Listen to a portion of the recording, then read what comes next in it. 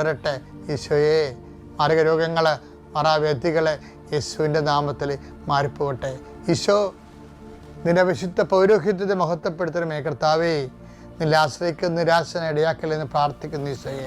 ഇന്നത്തെ ദിവസം സഞ്ചരിക്കുന്ന വഴികൾ, സംസാരിക്കുന്ന വ്യക്തികൾ, നിങ്ങൾ കടന്നു പോകുന്ന ഓരോ സംരംഭങ്ങൾ, ഓഫീസുകൾ, അതുപോലെ തന്നെ ഇടങ്ങൾ, വീടുകൾ, അവരോട് സംസാരിക്കുന്ന വിഷയങ്ങൾ എല്ലാം നിങ്ങൾക്ക് അനുകൂലമാകുകയും നിങ്ങൾക്ക് സംസാരിക്കാൻ ആവശ്യമില്ലാത്തത് സംസാരിക്കാതിരിക്കുകയും അസ്വസ്ഥതകൾ ഉണ്ടാകാതിരിക്കുകയും ഹൃദയം ഭാരപ്പെടാതിരിക്കുകയും എൻ്റെ ഹൃദയത്തെ കർത്താവിൻ്റെ നാമത്തിൽ ഞാൻ മുദ്ര വെക്കുന്നു.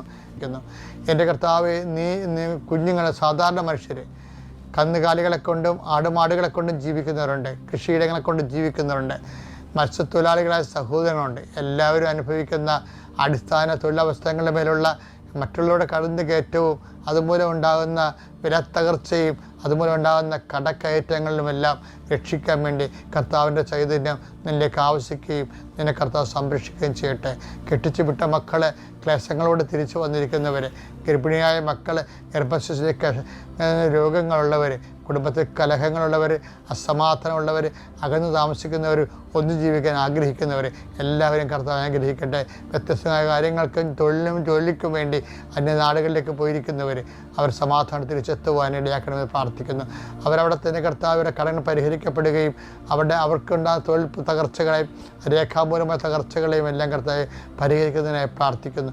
വിസ നഷ്ടപ്പെട്ടവർ, വിസ തീർന്നു പോകാൻ പോകുന്നവർ, പിന്നീട് പുതുക്കി കിട്ടാത്തവർ, അത് പുതുക്കി കിട്ടുന്നതിന് വേണ്ടി പ്രാർത്ഥിക്കുന്നു. 8 ദിവസങ്ങളുടെ ഈ പ്രാർത്ഥന കഴിഞ്ഞ് വിസ പുതുക്കാത്തവർക്ക് 8 ദിവസങ്ങൾ അത് പുതുക്കി കിട്ടുവാനും 8 ദിവസങ്ങളിൽ നിങ്ങളുടെ ആപ്ലിക്കേഷൻ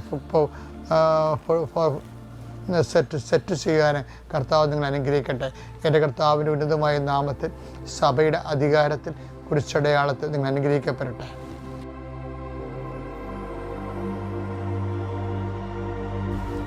യേശു കർത്താവാണെന്ന് പറഞ്ഞതിന് പിശാചിന് പോലും പ്രൊവിഷനുണ്ട്. അയാൾക്ക് നടക്കുന്ന കാര്യമാണ്.